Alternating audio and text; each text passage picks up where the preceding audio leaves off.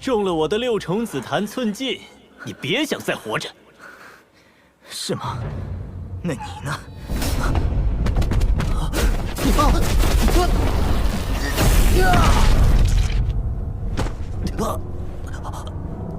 记住。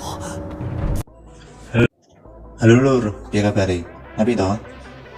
Balik meneh nang channel serupa. Serasa kesuwen ayo ngalur ceritane wae. Malam itu Luo Zheng bersemangat untuk waktu yang lama dan tidak bisa tidur. Dia hanya tidur selama 2 jam. Tetapi dia masih penuh energi. Pagi-pagi keesokan harinya, pelayan keluarga Luo membuka kunci ruang bawah tanah dan membantu Luo Zheng mengenakan belenggu dan pelindung kulit. Kemudian, mereka membawanya keluar.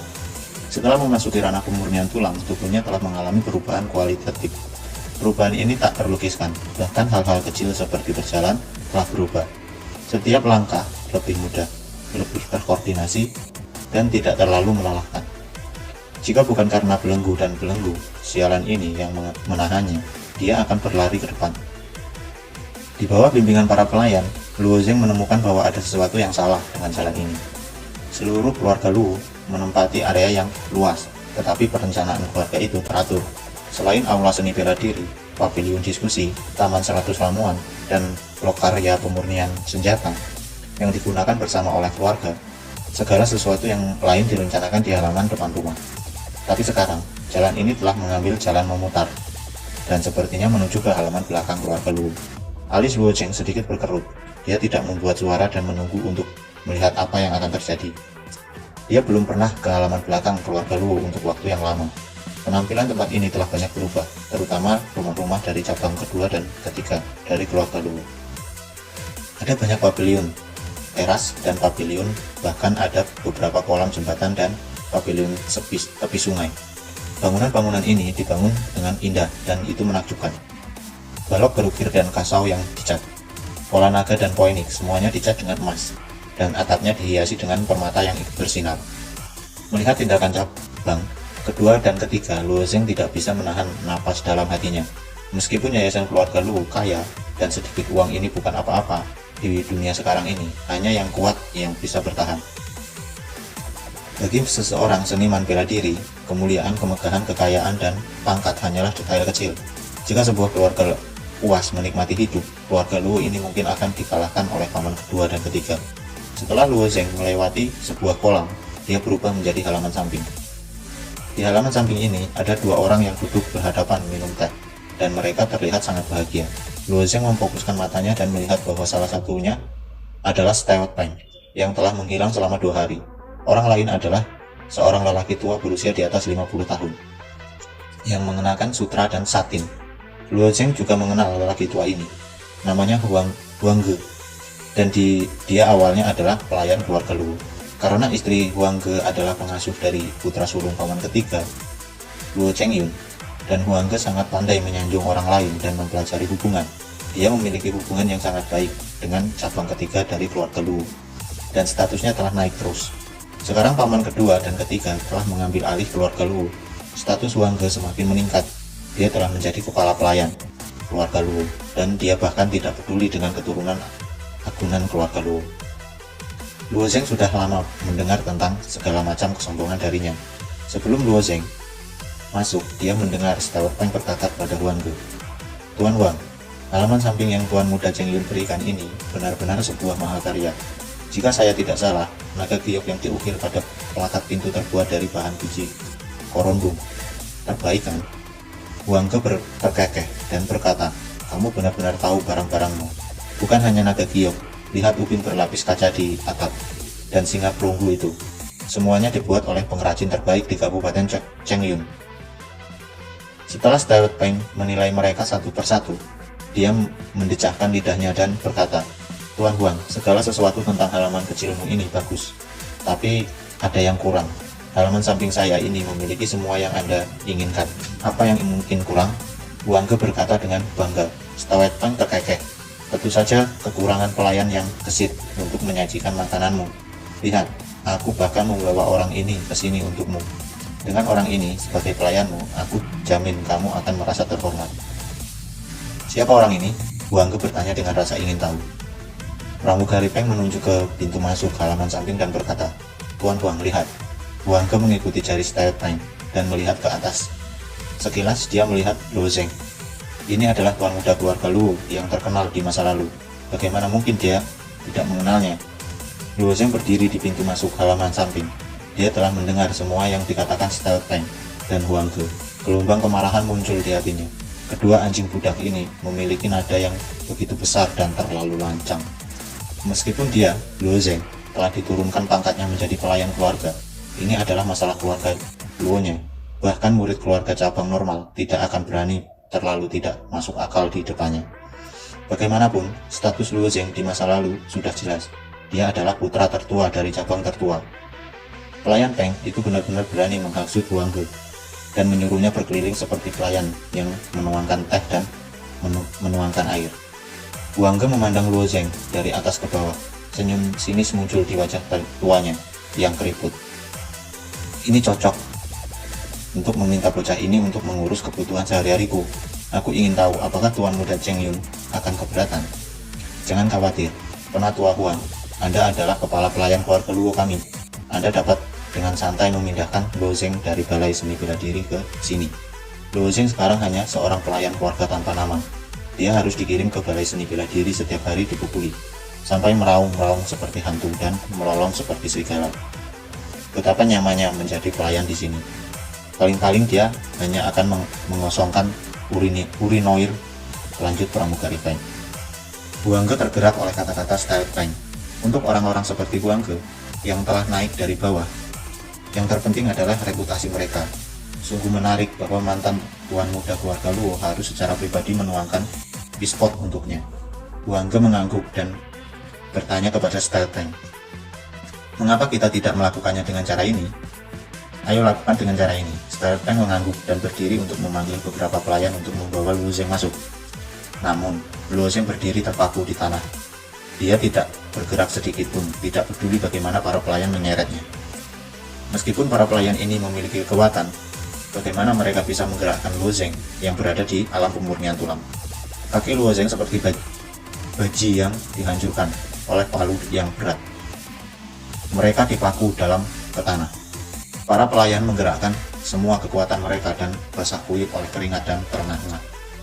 "Luo Zeng, aku memberimu kesempatan untuk melayani kakek Huang. Jangan menolak bersulang hanya untuk dipaksa minum kehilangan." Style Peng menjentikkan lengan bajunya. Pada saat ini, kilatan tak menyenangkan melintas di mata Luo Zeng dan dia meraung dengan marah. Setelah memasuki ranah pemurnian tulang, kontraksi tulang rusuknya menjadi lebih kuat. Raungannya seperti guntur, menyebabkan telinga para pelayan dan Huang Ge mati rasa. Itu sangat tidak nyaman. "Huang Ge, Pang Chong, bahkan jika paman keduaku Luo Bingquan ada di sini, dia tidak akan berani membiarkanku melayaninya. Kalian berdua pelayan rendahan dengan nama keluarga lain sebenarnya sangat arogan. Aku tidak tahu siapa yang memberimu keberanian untuk berbicara omong kosong seperti seolah-olah tidak ada orang lain di sini. Anda ingin saya melayani Anda?" Aura Luo Zeng melonjak ke arah Style Peng, menyebabkan dia mundur beberapa langkah, ketakutan dan bersembunyi di belakang Huang Ge. Style Peng berniat membawa Luo Zeng ke sini hari ini karena dia ingin Huang Ge berurusan dengan Luo Zeng. Sekarang dia melihat penampilan Luo Zeng yang gelisah. Dia tahu bahwa masalah ini sudah lebih dari setengah jalan. Setelah Huang Ge telah naik selangkah demi selangkah dari menjadi seorang pelayan yang paling dia benci adalah orang-orang memanggilnya rendahan.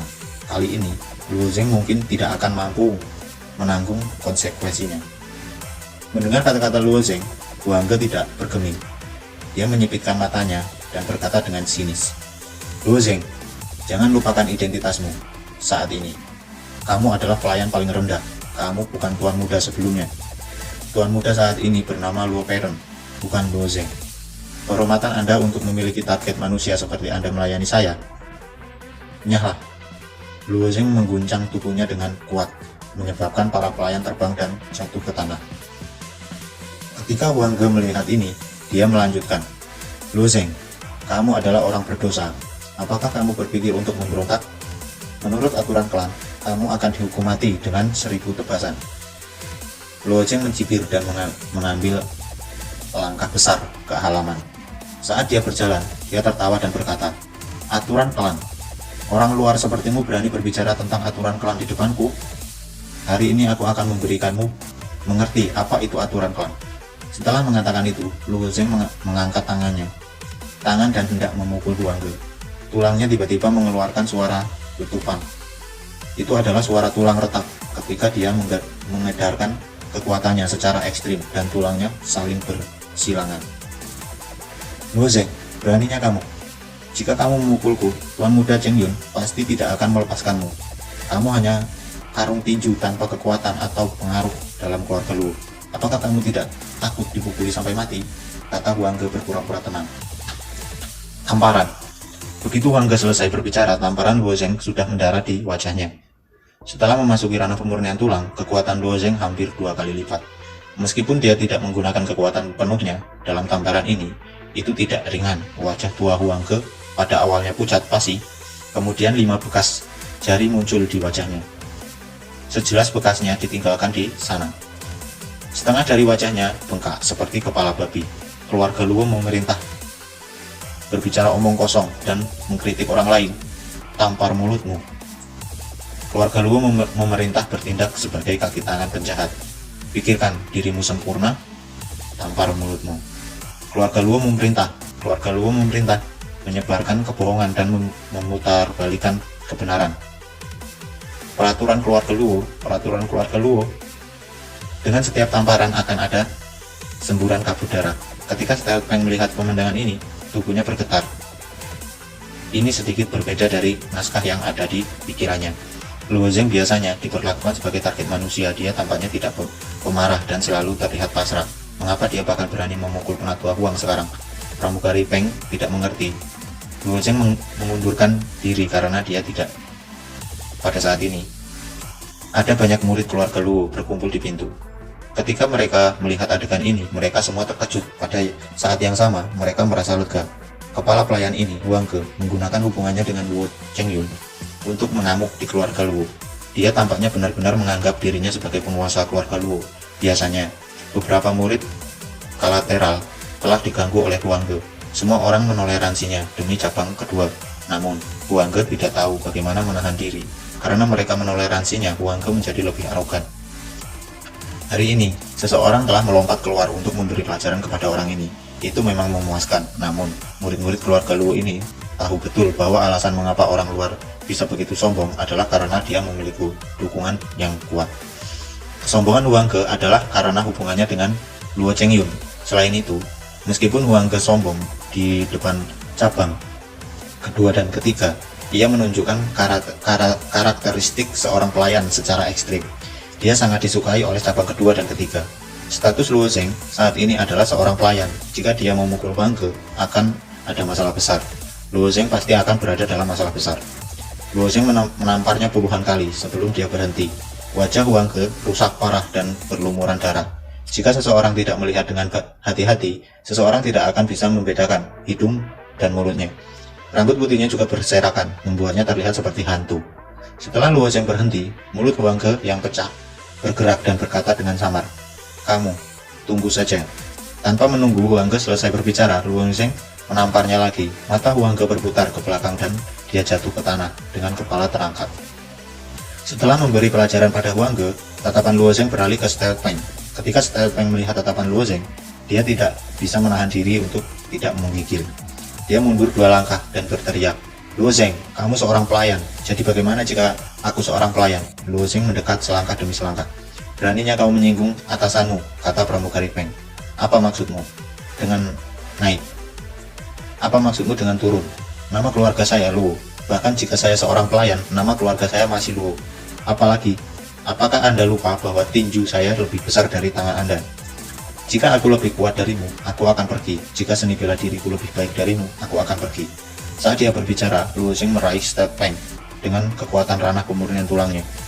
Para pelayan ini seperti anak ayam kecil yang patuh di tangannya. Dia memegang mereka di tangannya dan menampar mereka selusin kali lagi.